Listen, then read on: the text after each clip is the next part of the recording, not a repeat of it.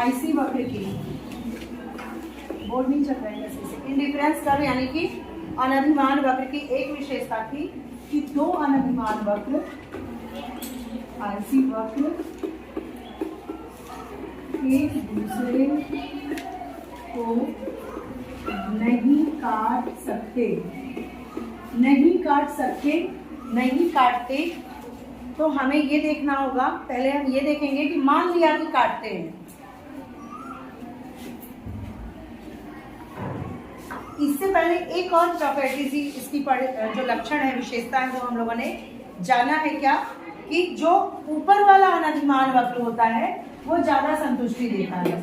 ठीक है, इस विशेषता से हम लोग अवगत हैं। ये ऊपर वाला ज्यादा संतुष्टि देगा, नीचे वाला कम देगा, इतना हमें मालूम है। अब यहाँ पे हम अनधिमान वक्र बनाएंगे इस तरीके से। ये हुआ हमारा IC1 और दूसरा अनधिमान वक्र है मान लो IC2। हम ये इस विशेषता को सिद्ध करने के लिए हमने ये मान लिया काटते हैं। ठीक है, तो ये बनेगा दो अनधिमान वक्र स्पर्श कर रहे हैं, काट रहे हैं। इसको मैम बुलाएं। जाओ।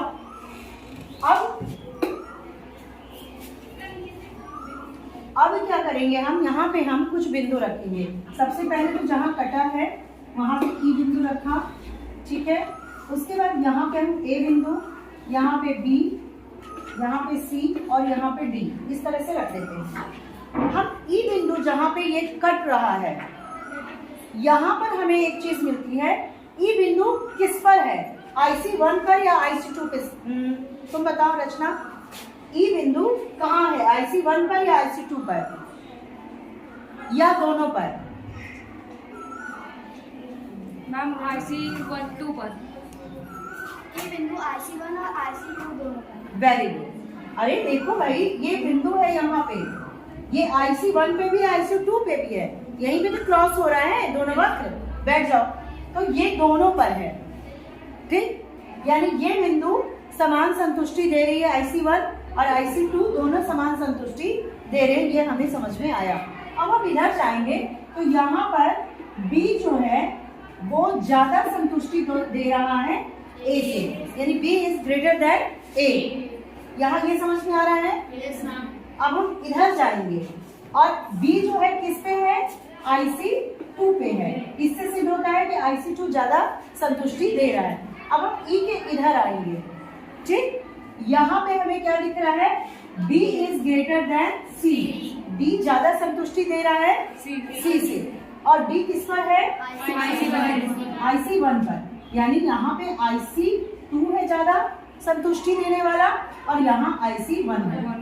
ये तो विरोधाभास हुआ ना, मतलब एक ही ग्राफ में दो अलग अलग अनधिमान वक्र ऊंची संतुष्टि कैसे दे सकते हैं? कोई एक ही दे सकता है।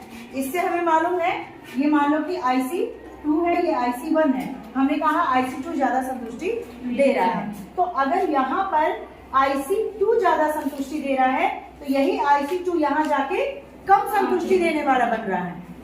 समझ रहे हो ना? यानी उपभोक्ता एक ही वक्र पर, एक ही अनधिमान वक्र पे अलग अलग स्थिति में है, यहाँ ज्यादा संतुष्टि में, यहाँ कम संतुष्टि में, जो कि विरोधाभासी तथ्य है।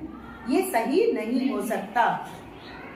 उसका दिमाग में ये अलग अलग कलर से बनाया, इसको आप लोग अपनी कॉपी में भी अलग अलग कलर से बनाओगे, ज्यादा स्पष्ट होगा। पेंसिल कलर जो होता है ना वो ले लो, ठीक है, उसका यूज कर सकते हो। इवन उसका यूज आप एग्जाम में भी कर सकते हो, पेंसिल वाले कलर का, बहुत डार्क कलर नहीं, पेंसिल कलर। तो यहाँ पे हमें समझ में आ रहा है कि एक ही ग्राफ में दो अनधिमान वक्र अलग अलग स्थिति को दर्शाते हैं, लेकिन अगर वो एक दूसरे को स्पर्श करते हैं या एक दूसरे को काटते हैं तो वो विरोधाभासी स्थिति उत्पन्न करते हैं। एक ही अनधिमान वक्र पे उपभोक्ता ज्यादा संतुष्टि और कम संतुष्टि दोनों पे है, जो कि कभी भी सही नहीं। क्लियर? ये विशेषता समझ में आई? और कुछ दूसरी चीज जो आप लोग को समझ में नहीं आएगी? TU और MU। एक ग्राफ है, देखो ये, बैठ जाओ, समझ गए। ये कौन सा सिद्धांत था? सीमांत राशि।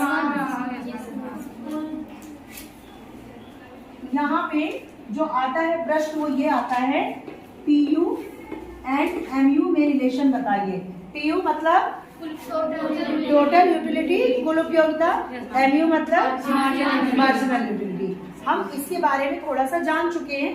टोटल यूटिलिटी पूरी, जितने भी केले खाए हमने पूरे से कितनी संतुष्टि मिली, और मार्जिनल प्रति केले पे कितनी संतुष्टि मिली। पहला केला खाया 5 संतुष्टि, दूसरा खाया 8 संतुष्टि, फिर संतुष्टि घटने लगी। ये सारी कहानी हम लोग जानते हैं। अब यहाँ पे ग्राफ में हम देखेंगे कि PU MU में क्या रिलेशन होता है। अगर मान लीजिए यहाँ पे हम PU का ग्राफ बना रहे हैं, तो ये पहले बढ़ता है, उसके बाद अधिकतम होता है और उसके बाद घटता है। ये है PU।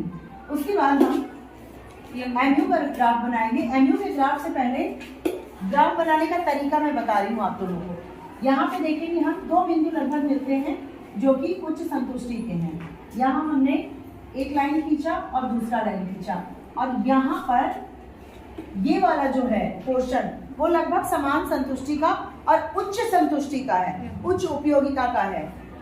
उपयोगिता, तुष्टि गुण, संतुष्टि, ये सभी सेम चीजें हैं। ठीक, तो यहाँ पे हमें 2 मिल जा रहे हैं, A और B। यहाँ पे दोनों समान संतुष्टि के A से B। अब यहाँ पे MU का क्या होगा? MU कैसे चलता है? जब PU बढ़ रहा है तो MU भी हमारा बढ़ता, तेजी से बढ़ता है। ठीक है, उसके बाद जब ये अधिकतम है तो ये घटने लगता है, और यहाँ पर जाकर के ये, जहाँ ये अधिकतम का दूसरा बिंदु है वहां पे MU शून्य हो जाए। यानी अब जब आप केले खा रहे हो वो एकदम पेट भर गया, यहाँ अधिकतम था फिर भी आपने 1 केले खाए, अब शून्य हो गया। अब के बाद अगर केले खाओगे तो उल्टा पड़ जाएगा। तो ये माइनस इधर से MU हमारा यहाँ हो गया, और यहाँ पे ये जो B बिंदु है इसको कहेंगे अधिकतम संतुष्टि या तुष्टि गुण का बिंदु। तो यहाँ पे हमें कितने फेज मिल रहे हैं? 3 फेज मिल रहे हैं। एक को कहेंगे फर्स्ट फेज, एक को सेकेंड, और इसे थर्ड। इस 3 को हम बांट के लिखेंगे। पहली स्थिति में हम देखते हैं PU बढ़ रहा है और MU भी बढ़ रहा है।